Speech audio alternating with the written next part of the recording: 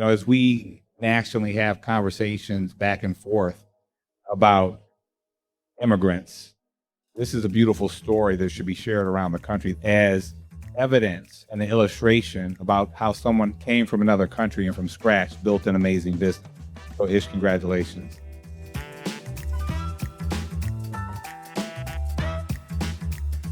In 2009, amidst skepticism and economic turmoil, Ismail Houmani embarked on a daring journey to revive Detroit's forgotten legacy. At La Casa Cigars, he envisioned a luxurious social space, blending the city's historical ties to cigars with its deep-rooted love for music and entertainment.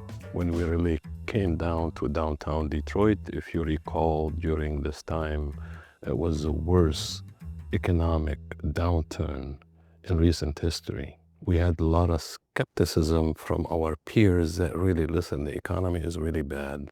It's not really gonna work. We would come downtown to the areas, really the areas that we're in right now, and many of these businesses were abandoned. Many of them were barely holding on. It's night and day. Downtown used to be a ghost town. There was no development in the neighborhoods. Having worked, in police work and worked in the city of Detroit for, at least 3 decades, I've seen the city in all manner of its slow decay.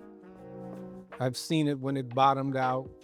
We did not have any major name grocers within the city of Detroit. I always recall when people come down to downtown Detroit, all they do is they watch either a football game, baseball game, or go to the opera house, and all they did after that just leave the city immediately. Prior to what I call the Detroit Renaissance, maybe 2012, 2010, there hadn't been a ton of small development in Detroit. Detroit was going through some pretty tough times. Against the backdrop of an uncertain economy, visionaries like George Jackson laid the groundwork for transformation. Downtown didn't look like what it looked like when I started in 2002. Well, most of the development deals that were done in my era, I was the chief negotiator. Little Caesars Arena, and we put that deal together. So a lot of the buildings that you see in downtown Detroit were projects that we did. But it also was about Black entrepreneurship as well. Even though not all the owners had to be Black, but certainly a concentration of Black developers along with people who were not Black. One which I recruited, which is Ishmael, the cigar bar. And we met smoking cigars. George Jackson, who back in the day in 2009 was the president of the Detroit Economic Growth Corporation. And at that time, I had the Plymouth locations, and he inspired me of coming down, him seeing also what we offered, the service that we offered and the concept that we offered. And he really thought that it will work really well in downtown Detroit. We had a lot of empty buildings. So we did two things. We forced the people who owned those buildings to clean them up, and we went after them with code enforcement. A lot of the owners were absentee owners. We ended up but we said, look, either we're gonna go after you for code violations, but we're gonna also give you up to $150,000 to clean up your building, redo the facade of the building. And so we raised between the city, the private sector, and the philanthropic community about $24 million. And we provided gap financing to induce developers and incentivize them to develop in downtown Detroit. It was a complete transformation of the city of Detroit's downtown, and that was just the beginning. Today, Paradise Valley pulses with life and possibility, a testament to the power of community resilience. From music to dining, each venue tells a story of shared memories and living legacy.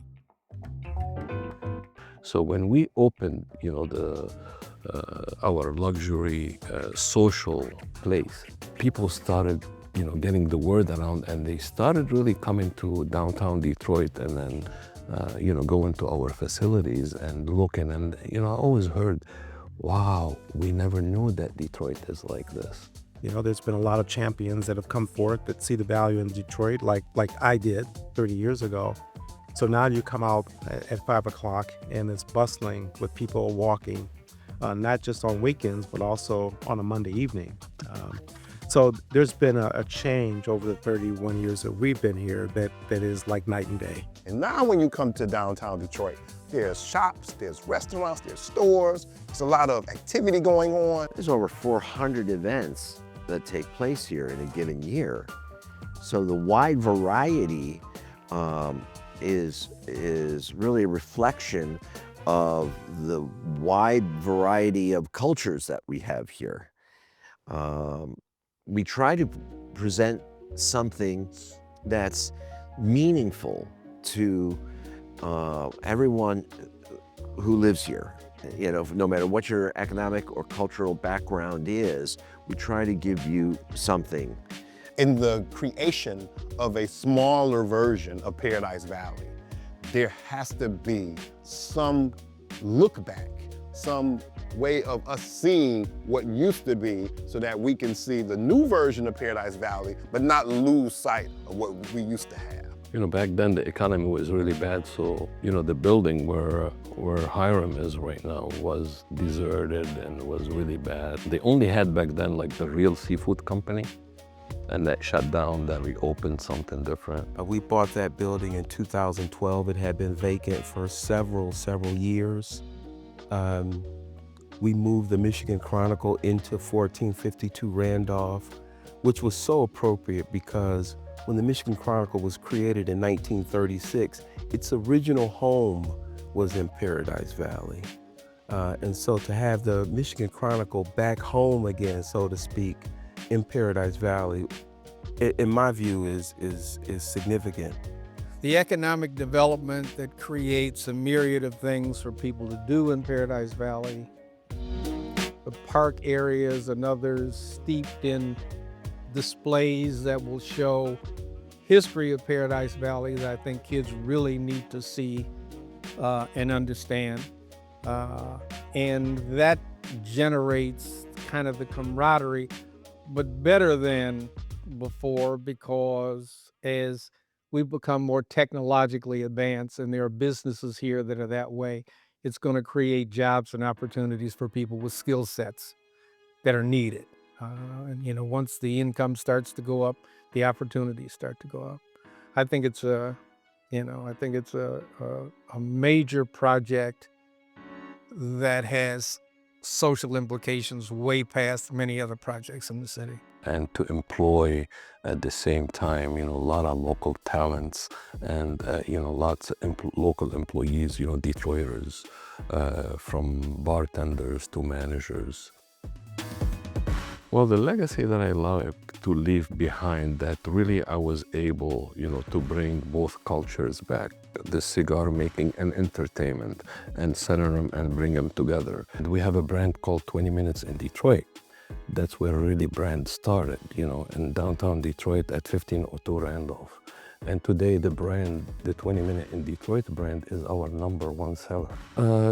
The easiest part really working with the DDA, they truly understand, you know, our mission. They understand, you know, our concept, and they also help you, you know, succeed.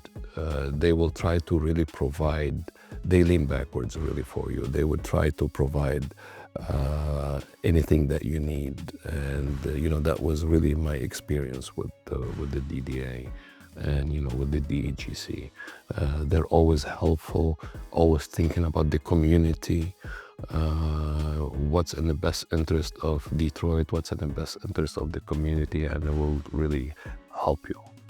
Paradise Valley continues to evolve, bridging its storied past with a promising future. Join us next time as we explore the community connections of Marvin Beatty, unraveling how his efforts in fostering vibrant cultural and entertainment districts have become the heart of Detroit's community spirit.